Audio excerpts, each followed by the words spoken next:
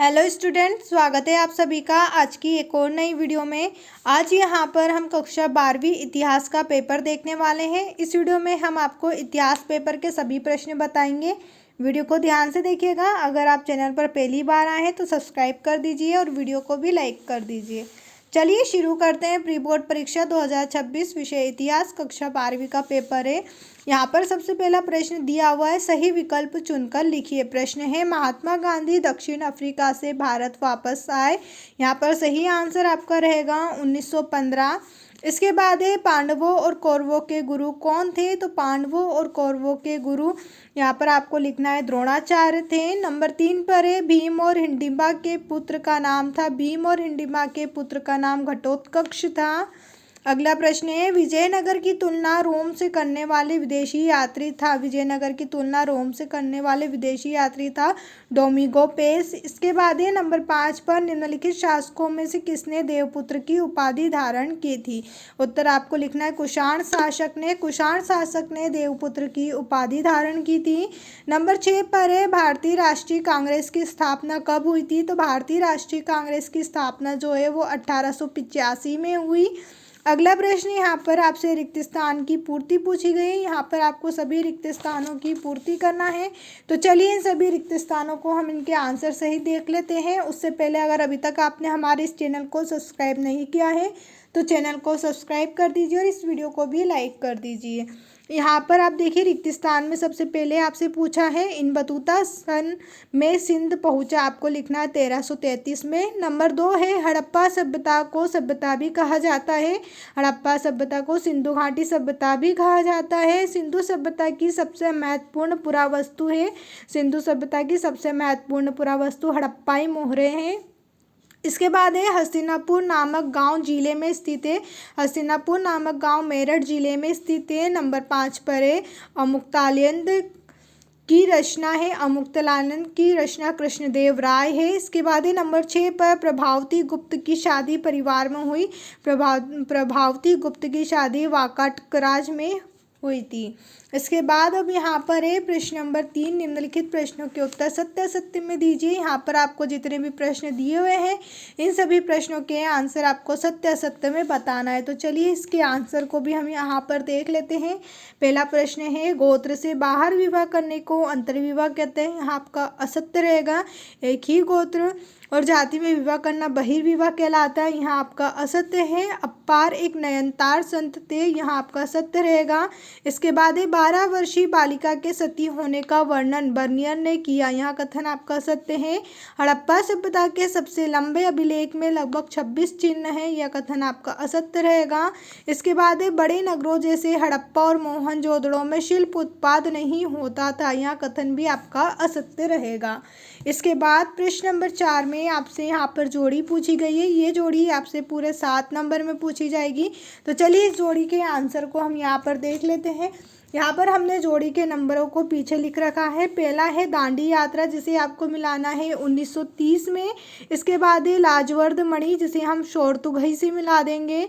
देवपुत्र, जिसका आंसर आपको लिखना है कुषाण। इसके बाद है सेलखड़ी, जिसे हम मिला देंगे दक्षिण राजस्थान से। सोना, सोना को आपको मिलाना है लोथल से। इसके बाद है एम्फोरा, जिसे हम मिलाएंगे मटके का कंटेनर। और आखिरी है दिनारियम, जिसे हम चांदी का सिक्का। अब इसके बाद अगला प्रश्न यहाँ पर आप देखिए, प्रश्न नंबर 5 में आपसे पूछा है, एक वाक्य में उत्तर दीजिए। यहाँ पर आपसे टोटल 7 प्रश्न पूछे गए हैं। इनका आंसर आपको केवल एक वाक्य में ही बताना है। तो चलिए इनके आंसर को भी हम देख लेते हैं।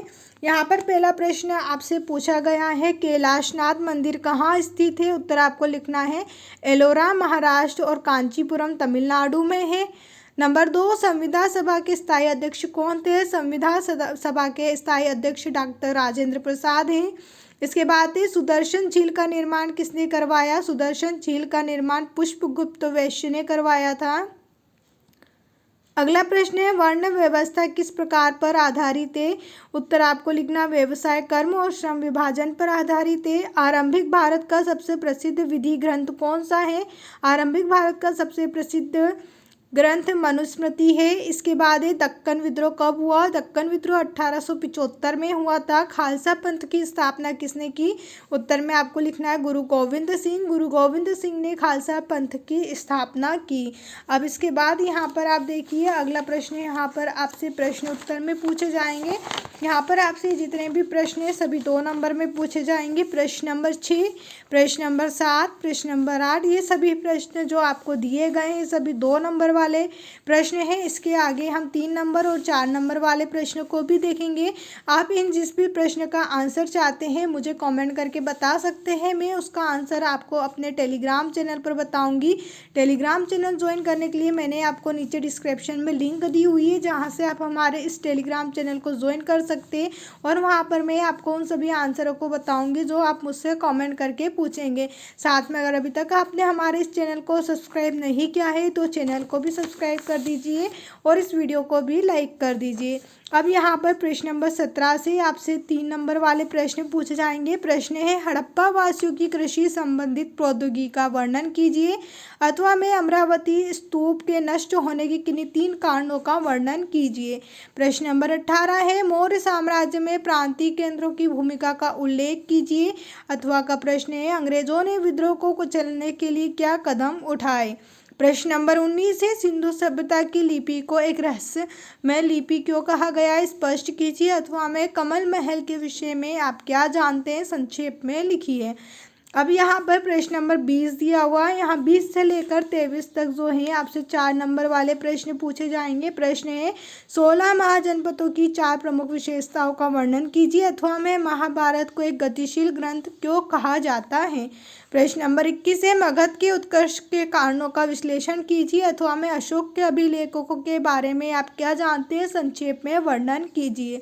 इसी प्रकार यहाँ प्रश्न नंबर 22 है प्राचीन भारत में संपत्ति पर स्त्री और पुरुष के अधिकारों का वर्णन कीजिए, अथवा में भारत छोड़ो आंदोलन एक जन आंदोलन था, इस कथन की विवेचना कीजिए। प्रश्न नंबर 23 है निम्नलिखित को भारत के मानचित्र पर प्रदर्शित कीजिए। आपको यहाँ पर भारत के मानचित्र पर पाटलिपुत्र, वाराणसी, अमरावती और दिल्ली को प्रदर्शित करना है।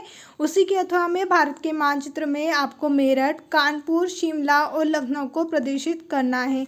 उम्मीद है आपको हमारी ये वीडियो पसंद आई होगी। अगर अभी भी कहीं डाउट है तो आप मुझे कमेंट करके पूछ सकते हैं। साथ में हमारे इस चैनल को सब्सक्राइब ज़रूर करें और वीडियो को लाइक ज़रूर करें। वीडियो देखने के लिए आप सभी का धन्यवाद।